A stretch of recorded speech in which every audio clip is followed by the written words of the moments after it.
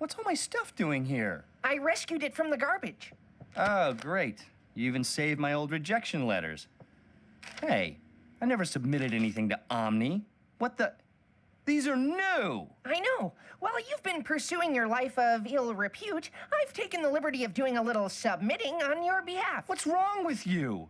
I'm on the verge of finally accomplishing something, and you want to drag me back to the past? You gave up too easily. Your cartoons are great. Oh, really? Okay, why don't you look at this one and tell me how great it is? Terrific. I love it. You have no idea what that cartoon is about, do you? Well, no, not really. But I know it's great because you're great, Andy. You're the most talented person I know. Listen to me, Kevin. I am not talented and my cartoons are not great. They suck. I suck. I suck. I suck. I suck. I suck. I suck. I suck. You're just going through a rough period. Now put down the imaginary knife before you pretend to hurt yourself. I suck. I suck. I suck. I suck. I suck. Hey, Mission Hill! Andy French sucks!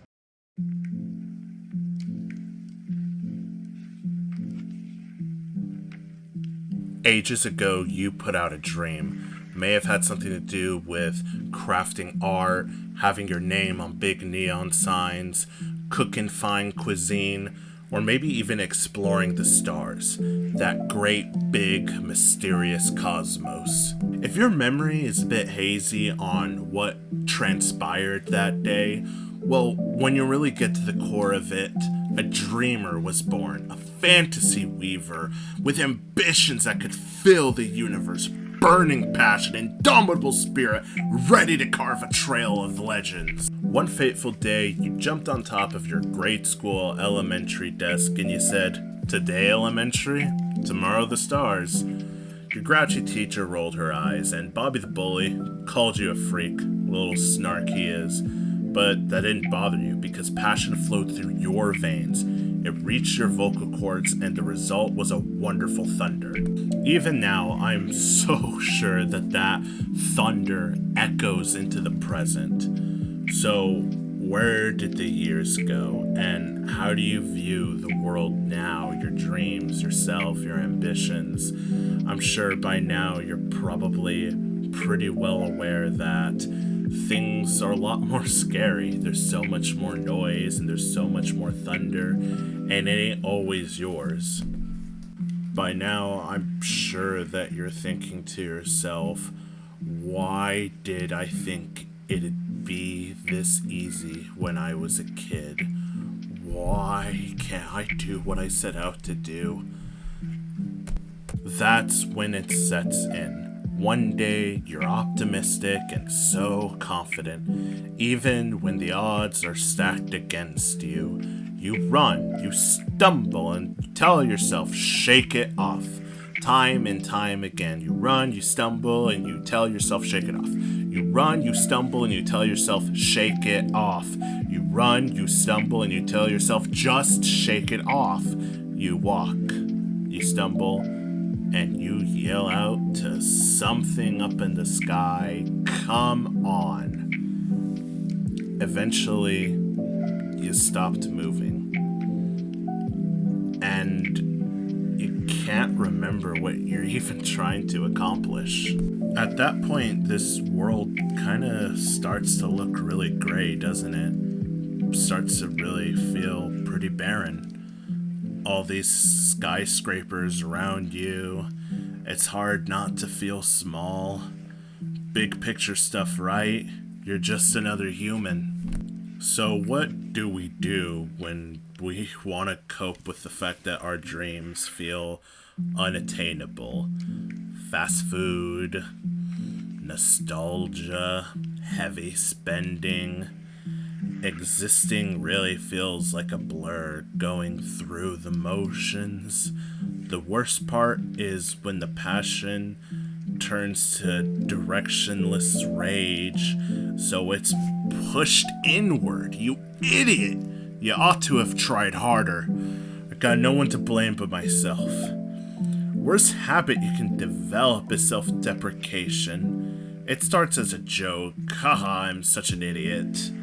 But before you know it, it becomes a twisted medication.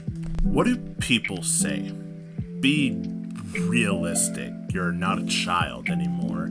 So instead of having like fun dreams and enjoying life, you live in two worlds. Consciously, you occupy a bleak gray world, a dull world. The default mindset is the second grade is over. You need to be an adult. No more fun dreams, no more passion, no more hobbies. What happens when these are the thoughts that occupy your head?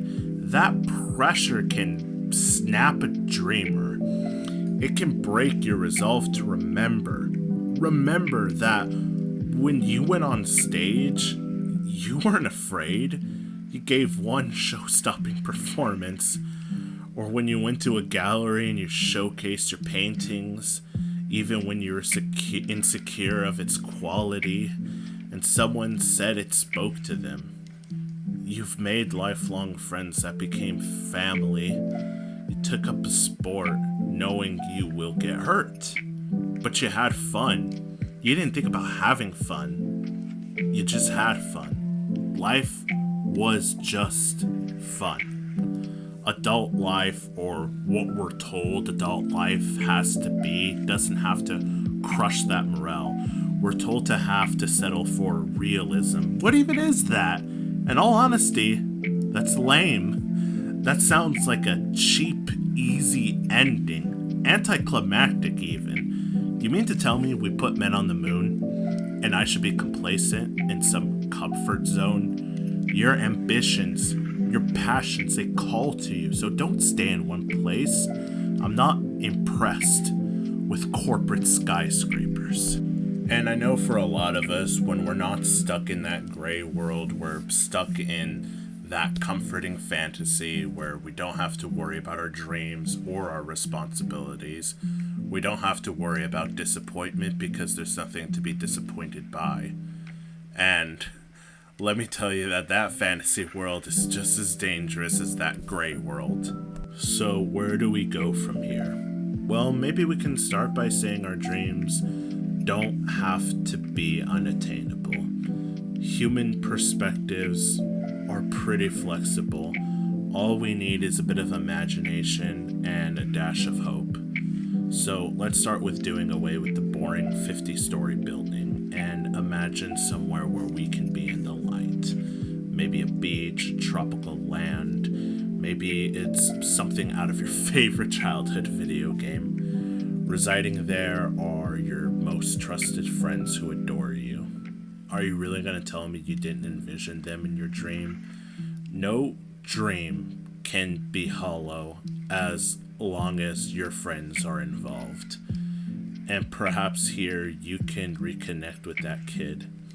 You know, the one who yelled out to the world, "Today elementary, tomorrow the stars." I think they deserve to hear you were so cool when you pulled that stunt. You were so good in that play. You're an amazing artist. You became an amazing chef. We broke the mold the day we were born.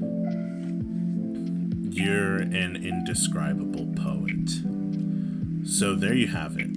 It ain't about resumes, power, wealth. Your dream doesn't have to depend on the one thing. Not now, not ever. Live.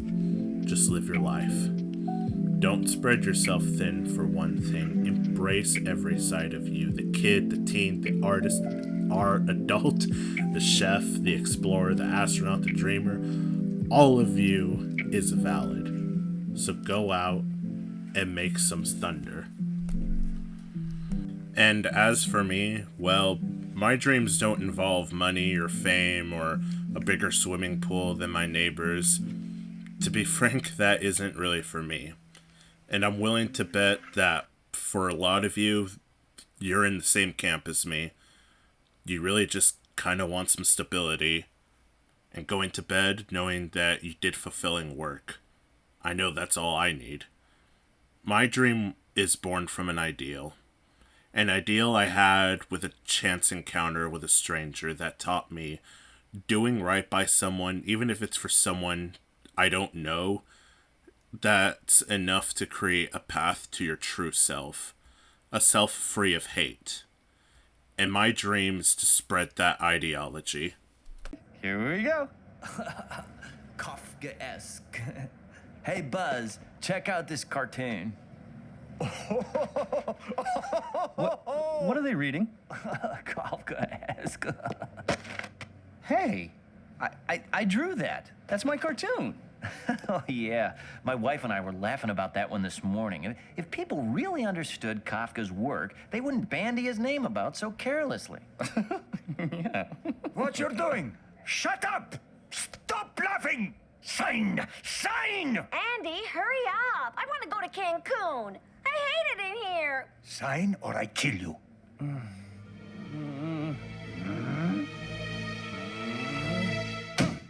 I can't do this. I don't want to devote my life to running a strip club. Because I am not Raunchy McSmutbag. I am Andy McFrench. I mean, Andy French. Semi-professional cartoonist.